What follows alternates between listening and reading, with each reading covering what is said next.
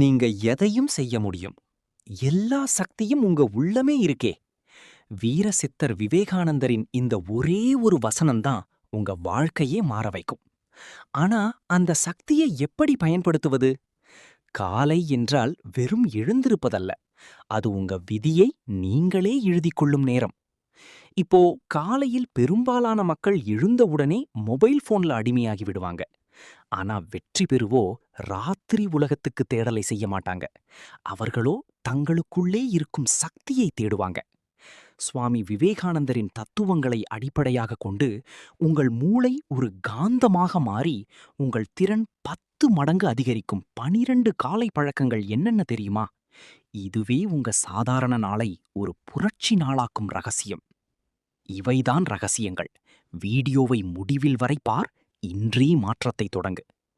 முதல் பழக்கம் தியானம் மற்றும் கவன கேந்திரிப்பு. எல்லா அறிவின் சாரம் மனதை ஒருங்கிணைப்பதே. பெரும்பாலானோர் காலை எழுந்ததும் போனை தேடிக் கொள்கிறார்கள். இதனால் அவர்கள் நாளின் தொடக்கத்தில் மன ஆற்றலை வீணாக்கி விடுகிறார்கள்.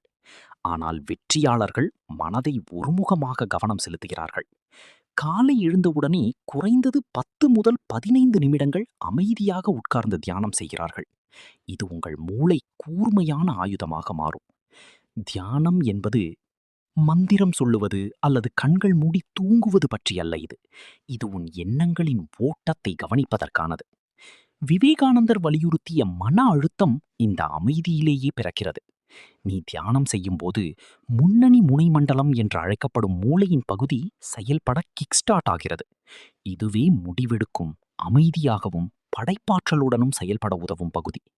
காலை நேரத்தில் இந்த அமைதியை அனுபவித்தால் நாளை முழுவதும் ஏற்படும் பதட்டமான சூழ்நிலைகளிலும் தூய டிப்ளமேட் மாதிரி அமைதியாக செயல்பட முடியும். யாரும் எனக்கு அசையாத அற்புதமான தன்னம்பிக்கை வேண்டுமென்றால் காலை நேரத்தை இப்படி தொடங்குங்கள். இந்த உள்ளார்ந்த சுத்தத்துடன் உன் மனதின் ஆழத்தில் உள்ள அமைதியை கண்டுபிடித்து விட்டால் அது ஆழ்ந்த கடலுக்கு கீழே இருக்கும் அமைதி போல இருக்கும். வெளியே வரும் எந்த புயலும் உன்னை பாதிக்காது. இரண்டாவது முக்கியமான காலை பழக்கம் இன்று சுவாமி விவேகானந்தர் வலியுறுத்தினார். உடல் பலமும் மன உறுதியும் கொண்ட இளைஞர்களே உலகத்தை மாற்றலாம். கம்பீரமான தசைகள், எஃகு போல உள்ள நரம்புகள் வேண்டும். அவரது தத்துவம் என்னவெனில், ஆன்மீகம் என்பது கண்களை மூடி அமர்ந்து இருப்பது மட்டுமல்ல, புலி, பறவையின் மாதிரியான அற்புதமான உடலும் மனதும் கொண்டிருக்க வேண்டும். பெரும்பாலான மக்கள் காலை எழுந்ததும் சோர்வாகவும் சழலாகவும் உணர்ச்சி தோன்றுவது பொதுவானது. ஆனால் நாளை வெற்றிகரமாக மாற்ற விரும்பினால் முதலில் உன் உடலை தயார் பண்ணணும். காலை வேகமாக நடக்க, யோகா செய்ய அல்லது எந்த கடுமையான உடற்பயிற்சி செய்தாலும் இரத்த ஓட்டம் அதிகரித்து மூளை தேவையான ஆக்சிஜன் பெறும். வலிமை உயிர், பலவீனம் மரணம். இதுதான் விவேகானந்தரின் மந்திரம். உடல் பலவீனமாக இருந்தால் மனமும் தானாக பலவீனமாகி தேவையில்லாத பயம், கவலைகளுக்கு இடம் தரும். ஆனா காலை உழைத்து உடலை வலுவாக்கினா இது வெறும் உடற்பயிற்சி மட்டுமல்ல, இது மனப்பயிற்சியா கூட ஆகும். அப்போதான் நான் இதை செய்ய முடியும் என்ற தன்னம்பிக்கை உருவாகும். எதையுமே நான் பயப்பட மாட்டேன் என்ற நம்பிக்கை வளரும். பலமான எண்ணங்கள் பலவீனமான உடலிலிருந்து ஒருபோதும் வரமாட்டா. காலை நேரம் முதல் 1 மணி நேரம் உங்கள் உடலும் மனமும் வலுப்படுத்தவே செலவிடுங்கள். அப்போதான் நாள் முழுக்க வரும் சவால்களை ஒரு வீரனாக எதிர்கொள்ள முடியும். இன்று இந்த உலகத்தை நான் ஜெயிப்பேன் என்ற அற்புதமான துணிச்சலை உங்கள் உடலின் ஒவ்வொரு அணுவிலும் பரப்ப விரும்பினால் சோம்பேறித்தனத்தை விட்டுவிட்டு உங்கள் உடலை ஊக்குவிக்கவும். மூன்றாவது பழக்கம். இது பிரம்ம முகூர்த்தம், விதியின் விடியல் நேரம். சுவாமி விவேகானந்தர் அடிக்கடி சொல்கிறார், எழு எழு, உன்னுடைய இலக்கை அடையும் வரை உழைத்தே இரு. இந்த மந்திரம் வேலைக்கு மட்டுமல்ல, உன் தூக்கத்துக்கும் பொருந்தும். சிங்கமாய் குறைத்துக்கொண்டு உலகத்தை ஆட்சி செய்ய நினைக்கும் ஒருவர் சூரியன் உதித்த பிறகு தூங்க மாட்டான். காலை 4 மணி முதல் 5:30 மணி வரை உள்ள நேரத்தை பிரம்ம முகூர்த்தம் என்று அழைக்கிறார்கள். இது வெறும் ஆன்மீக கருத்து மட்டுமல்ல, இது ஒரு பெரிய வாழ்க்கை விஞ்ஞானம். காலையில் பிரபஞ்சம் ஒரு தனிச்செறிவும் தூய உயிரும் கொண்டு நிரம்பியுள்ளது. அப்போது நேரம் உங்கள் மூளை ஆல்பா நிலைமையில் இயங்குகிறது. அதாவது மிக குறைந்த முயற்சியுடன் அதிகமான அறிவை பெறும் சக்தி அந்த நேரத்தில்தான் கிடைக்கும். விவேகானந்தர் போன்ற பெரியவர்கள் தங்கள் வாழ்க்கையின் மிகப்பெரிய ஞானத்தை இந்த காலை நேரத்தில் பெற்றுக்கொண்டார்கள். உலகம் உறங்கும்போது நீங்கள் விழித்திருப்பது என்பது நீங்கள் மற்றவர்களுக்கு ஒரு படி முன்னே இருப்பீர்கள் என்பதன் முதல் அடையாளம். சோர்வு என்பது மெதுவான விஷம் போன்றது. நீங்கள் இன்னும் 5 நிமிடங்கள் தூங்கலாம் என்று நினைக்கிற ஒவ்வொரு முறையும் நீங்கள் உங்கள் இலக்கிலிருந்து பல மைல்கள் பின்னுக்கு செல்கிறீர்கள். ஆனால் அந்த சோர்வை நீக்கி முகத்தை குளிர்ந்த நீரில் கழுவி காலை வெளிச்சத்தை பார்த்தால் உன் உடலில் புதிய மின்சாரம் ஓடுவதை நீ உணர்வாய். விவேகானந்தரின் கனவு என்னவென்றால், சூரியனை எழுப்புவது இளைஞன்தான் ஆக வேண்டும், சூரியனால் எழுப்பப்படக்கூடாது. உன் விதியை மாற்றணும்னா முதலில் உன் காலை நேரத்தை மாற்று. இந்த காலை அமைதி உனக்கு தரும் தெளிவு நாளைய முழு முடிவுகளிலும் பிரதிபலிக்கும். தெளிவான மனதுடன் நாள் தொடங்குவோரை இந்த உலகத்தை யாரும் வீழ்த்த முடியாது. 4வது பழக்கம் என்னவென்றால், தன்னிலை தன்னிரக்கம் மற்றும் நேர்மறை சிந்தனைகள். ஒவ்வொரு நாளும் குறைந்தது ஒரு முறை உங்களையே பேசிக்கொள்ளுங்கள். இல்லையெனில் இந்த உலகிலேயே சிறந்த மனிதரை சந்திக்கும் வாய்ப்பை நீங்கள் இழக்கப் போகிறீர்கள். நாம் காலை எழுந்ததும் உலகத்தை காண்போம், மற்றவர்களை காண்போம். ஆனால் நம்மை நாமே பார்க்க முடியாது. விவேகானந்தரின் தத்துவப்படி ஒரு வெற்றியாளர் காலை எழுந்தவுடன் தன் கண்ணாடியில் தன் உருவத்தை காண வேண்டும். நீங்கள் எழுந்ததும் அமைதியாக உட்கார்ந்து, நான் வலிமையானவன், நான் எதையும் சாதிக்க முடியும் என்று நமக்கே சொல்லுங்கள். இன்று என் வாழ்க்கையின் சிறந்த நாள் என்று சொல்லுங்கள். இவை வெறுமையான வார்த்தைகள் அல்ல. இது நீங்களாகவே கொடுக்கும் ஒரு கட்டளை. உங்க மனசுக்குள்ள ஒரு துணிவான பகுதி இருக்குது. விவேகானந்தர் சொன்னது போல, ஆன்மாவின் சக்தி இவங்க நல்ல மனசு எண்ணங்களோட தான் துவங்குது. நீங்க தானே பாவி அல்லது பலவீனமானவன் என்று நினைக்கக்கூடாது. காலை எழுந்ததும் ஒரு நல்ல எண்ணத்தை விதைத்தாலே அது பெரிய ஆலமரம் மாதிரி வளர்ந்து முழு நாளும் உனக்கு நிழலை தரும். நேற்று தோல்விகளை பற்றி கவலைப்படுவதை நிறுத்தி இன்றைய வாய்ப்புகளை பற்றி சிந்திங்க. நீங்க ஆடு மாதிரி அல்ல, மறைந்து போகாத ஆன்மாக்களாம் இன்று விவேகானந்தரின் வார்த்தைகளை நினைவில் வையுங்க. மனிதன் தன்னை எப்படி நினைக்கிறான், அவ்வளவுதான் அவனாகிறான். நீங்கள் உங்களை வெற்றியாளராக நினைப்பீர்கள் என்றால் உலகம் உங்களை வெற்றியாளராகவே பார்க்கும். காலை எழுந்தவுடனே உங்கள் மனதுக்குள் உள்ள ஹீரோவை கண்டுபிடிக்கவும். தன்னிலை விமர்சனம் என்பது உங்கள் குறைகளை நினைத்து கவலைப்படுவதல்ல, அது உங்கள் பலங்களை உணர்ந்து அவைகளை மேம்படுத்துவதுதான். 5வது பழக்கம், அறிவை தேடுவது. ஒரு பக்கம் சற்றாவது படியுங்கள். உலகம் ஒரு பெரிய நூலகம் போல, உங்கள் அனுபவம் அதில் சிறந்த புத்தகம். ஆனா அந்த அனுபவத்தை பெறும் முன் பெரிய மனிதர்களின் சிந்தனைகளை உங்கள் மனதில் ஊட்ட வேண்டும். காலை எழுந்தவுடனே செய்தித்தாளை அல்லது நெகட்டிவ் செய்திகள் படிக்காமல் முதலில் இதை செய்யுங்கள்.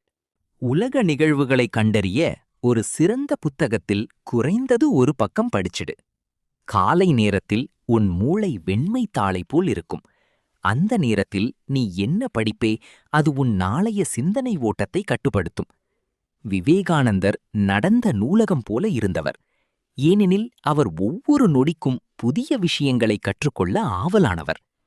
கல்வி என்றால் தகவல்களை சேகரிப்பது மட்டுமல்ல, அது மனதின் ஒருமுகத்தன்மையை பயிற்சி செய்வதே. ஒரு நன்றான புத்தகம் 1000 நண்பர்களுக்கு சமம். ஒரு ஊக்கமளிக்கும் ஸ்லோகமும் வெற்றியாளரின் வாழ்க்கை கதை கூட உன் இரத்தத்தில் புதிய வேகத்தை கொடுக்கிறது. காலை நேரத்தில் உன் மனதில் உயர்ந்த எண்ணத்தை விதைத்தால் இது நாள் முழுவதும் உன்னை சுற்றியுள்ள நெகட்டிவ் எண்ணங்களிலிருந்து காக்கும் ஒரு கவசமாக மாறும். அறிவே சக்தி என்று உணர்ந்தவன் ஒருபோதும் நேரத்தை வீணாக்க மாட்டான். ஒரு புத்தக பக்கம் கூட உன் சிந்தனையை மாற்றிவிடலாம். ஒவ்வொரு காலையும் விவேகானந்தர் காட்டிய அறிவின் பாதையில் பயணம் செய்ய புதிய தேடலுடன் தொடங்கு. உன் அறிவு வளர்ந்தால் பயம் குறையும், பயம் குறைந்தால் வெற்றி உறுதி. ஆகவே தினசரி உணவு போல் காலை பொழுதிலும் உன் அறிவுக்கு ஒரு நல்ல விருந்து கொடுத்து நாள் தொடங்கு. 6வது பழக்கம், எனர்ஜியை சேமிப்பதற்கான ரகசியம் இதுதான். பேசுவதற்கு பதிலாக செயல் காட்டுவது நல்லது. செயல் காட்டுவதற்கு பதிலாக அமைதிதான் சிறந்தது. அதிகமானோர் காலை எழுந்ததும் பாவிக்கும் பெரிய பிழை என்னவென்றால், தேவையில்லா பேச்சுக்களில் எனர்ஜியை வீணாக்கினார்கள். ஆனாலும் வெற்றியாளர் காலை நேரம் சில மணி நேரங்களை அமைதியிலும் தன் மனதை ஒருமுகத்தன்மையிலும் செலவிடுவான். விவேகானந்தரின் தத்துவப்படி அமைதி என்பது சொல்லாமல் இருப்பதுதான் அல்ல, அது மனதின் சக்தியை ஒருங்கிணைக்கும் ஒரு பெரிய பயிற்சி.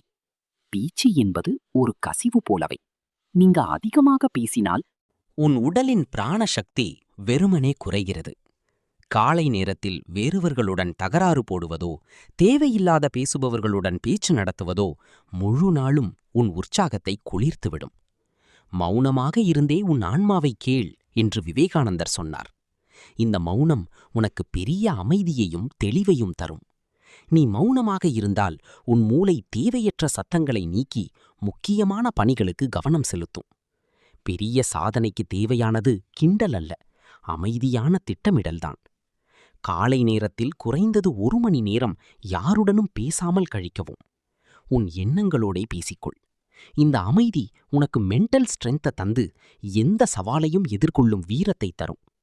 வாக்கை கட்டுப்படுத்தி உன் சக்தியை சேமித்து விவேகானந்தர் காட்டிய பாதையில் பயணம் செய்ய கற்றுக்கொள். ஆழ்ந்த அமைதிதான் மனிதனுடைய உண்மையான அடையாளம். காலை வேளை அந்த அமைதியை பழகினால் பின்னர் உன் வார்த்தைகளில் உலகத்தை மாற்றும் சக்தி இருக்கும். ஆகவே நாளையிலிருந்து அமைதியான புரட்சி கொண்டு உன் நாளை தொடங்கு.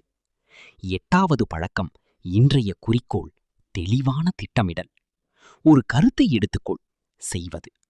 உன்னுடைய வாழ்க்கையை மாற்றக்கூடிய அந்த ஒரே ஐடியாவை எடுத்துக்கொள். அதை பற்றி கனவு காணு, அதை பற்றி சிந்தி, அதன்படி வாழ்.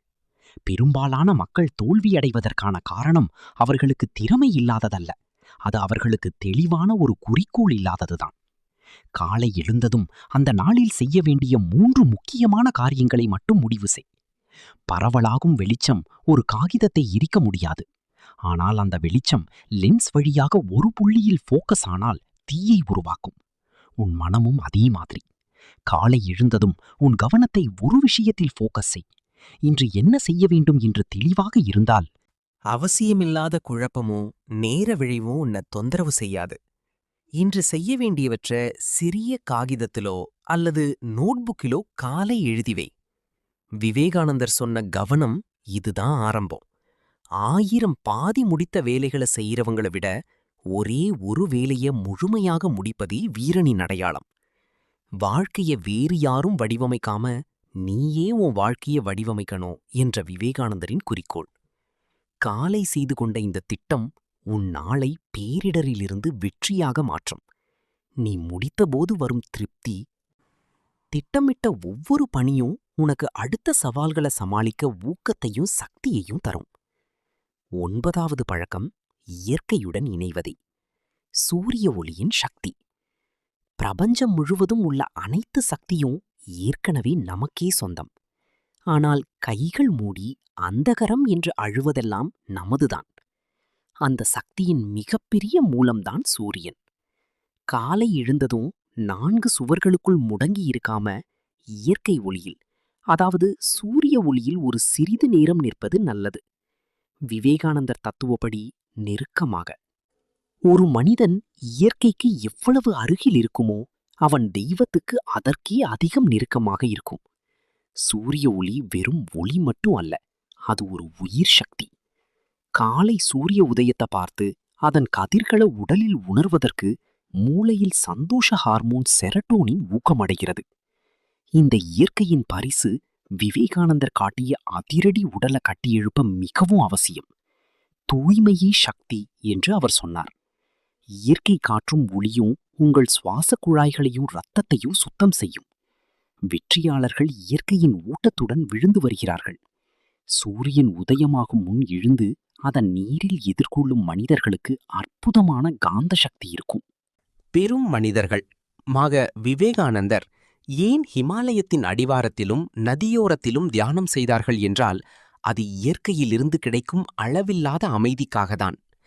விவேகானந்தர் நம்பினார் இயற்கை உனக்கு எல்லாவற்றையும் கற்றுக்கொள்ள முடியும் என்று. காலை நேரத்தில் 5 நிமிடம் புல்வெளியில் காலடியில் நடக்கவும் அல்லது செடிகளின் கிளைகளை பார்ப்பதும் உன் மன அழுத்தத்தை அகற்றும். செடி மெதுவாக ஆனால் உறுதியாக வளரும் போல் இயற்கை உனக்கு பொறுமையையும் உறுதியையும் கற்றுக் கொடுக்கும்.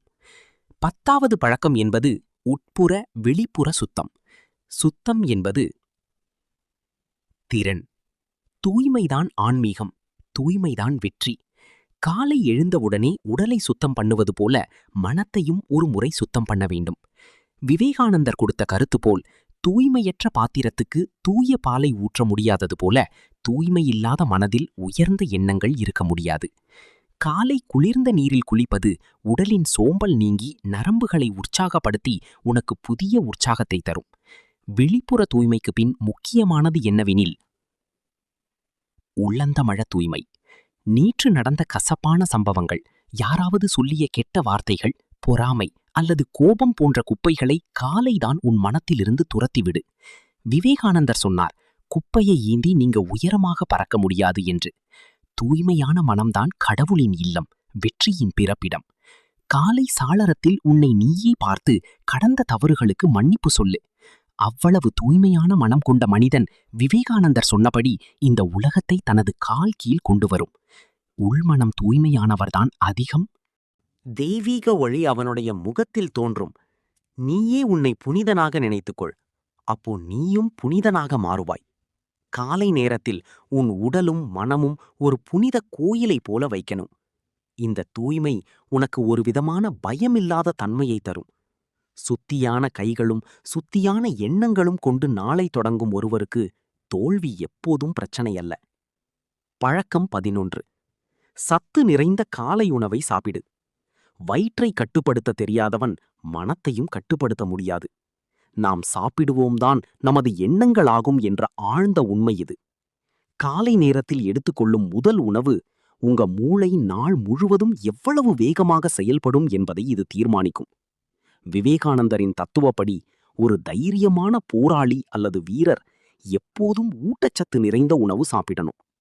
காலை நேரத்தில் அதிகமாக இனிப்புகள் அல்லது எண்ணெய் நிறைந்த உணவுகளை தவிர்த்து இயற்கை பழங்கள், புண்ணுகள் அல்லது எளிதாக செரிமானமாகும் ஊட்டச்சத்து நிறைந்த உணவுகளை சாப்பிட வேண்டும். விவேகானந்தரின் சொல், உடல் என்பது ஒரு கருவிதான்.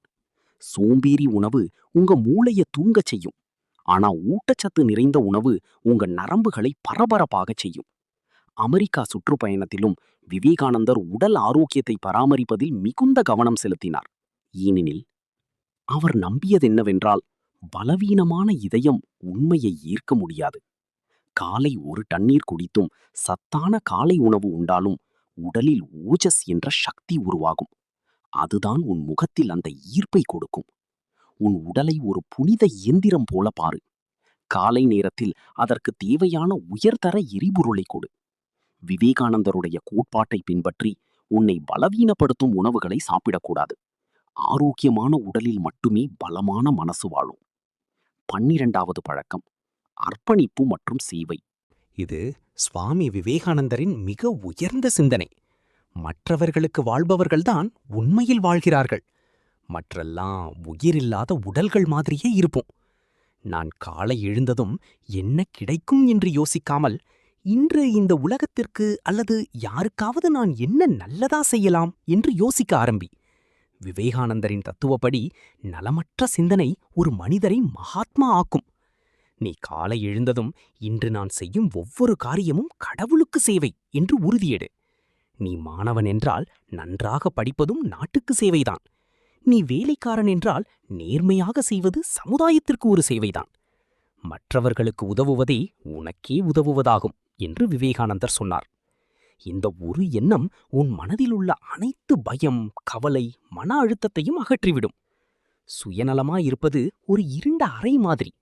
ஆனால் சேவை என்பது எல்லா தூரமும் பரவிய வானம் போறது.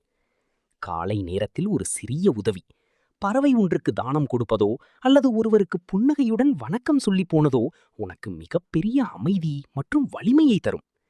விவேகானந்தர் நீங்க வானவில் விதி, அதாவது நீ செய்யும் செயலை நீ பெறுவாய் என்று ஆழமாக நம்பினார்.